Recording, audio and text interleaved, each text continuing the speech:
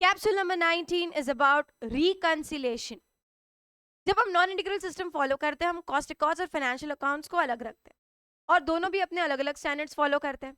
तो जब स्टैंडर्ड्स अलग होंगे तो प्रॉफिट कैसे ईयर एंड में सेम होगा? तो क्या वजह है, क्या डिफरेंसेस है दोनों में, ये मुझे जानना है. तो ये मैं जान पाऊंगी जब मैं रिकंसिलेशन बनाऊंगी. तो क्या डिफरेंसेस हो सकते हैं, चलो समझते हैं. Friends, there are certain income which we record in cost but do not record in finance. अगर आप अभी ऐसा करोगे कि कॉस्टिंग में इनकम लिखा, फाइनेंस में नहीं, अगर आप ऐसा करोगे तो क्या होगा? प्रॉफिट तो अलग आना ही है.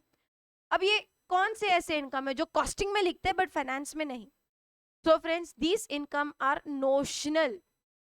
मतलब एक्चुअल में हुआ नहीं, बट वी थिंक. अब जैसे मेरी ये प्रॉपर्टी है, जो मैं क्लासेस कंडक्ट करती हूँ, अगर मैं किसी को रेंट पे दूं तो मुझे 1 लाख रुपीज पर मंथ मिल सकता है, right? So this I do not receive actually, but I assume that I will receive. So such things are considered in cost but not in finance. Okay. Similarly, there are certain income which are recorded in finance but not in cost. For example, share transfer fees received, interest received, ये सब कुछ finance में लिखा जाता है, ये income costing में नहीं लिखते. तो फ्रेंड्स, अगर आप ऐसा करोगे, एक में लिखा दूसरे में नहीं लिखा, तो प्रॉफिट तो डिफरेंस नहीं है. Same thing happens in expenses also.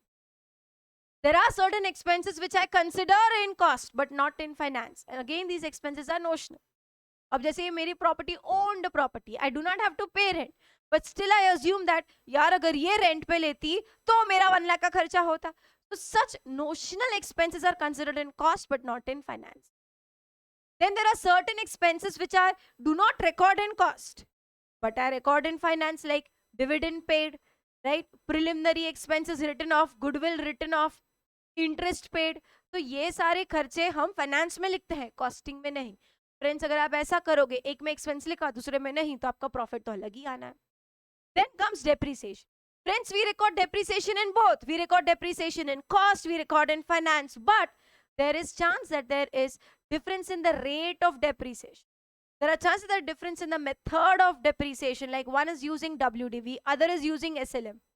तो इस वजह से आपका डेप्रिसिएशन का अमाउंट अलग होगा. और फ्रेंड्स, अगर अमाउंट अलग है डेप्रिसिएशन का, तो प्रॉफिट भी अलग होगा. Then stock valuation. Raw material stock हो, WIP स्टॉक हो, फिनिश गुड स्टॉक हो, ओपनिंग स्टॉक हो, क्लोजिंग स्टॉक हो, जो भी स्टॉक हो, हम लिखते दोनों में है. But there can be difference in the method. एक ने फीफो फॉलो किया, एक ने LIFO. There can be difference in the valuation. जैसे हमारा जो अकाउंटिंग स्टैंडर्ड है वो बोलता है stock is to be valued at cost और NRV whichever is less.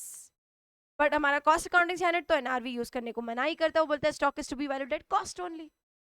So there can be difference in the valuation, there can be difference in the method. और अगर स्टॉक वैल्यूज अलग है तो आपका प्रॉफिट भी अलग होगा. ठीक है. The next is overheads. हम दोनों में ओवरहेड्स लिखते हैं, बट कॉस्टिंग में हम एब्जॉर्ब्ड ओवरहेड्स लिखते हैं, और हम फाइनेंस में एक्चुअल ओवरहेड्स लिखते हैं. तो फ्रेंड्स, ओवरहेड्स का अमाउंट अलग लिखोगे तो डिफरेंस तो आना ही है. तो friends, these are the reasons why your costing and financial profit is different, and that is the reason why reconciliation is to be. Got it? ये कभी theory question में भी आ सकता है. Okay?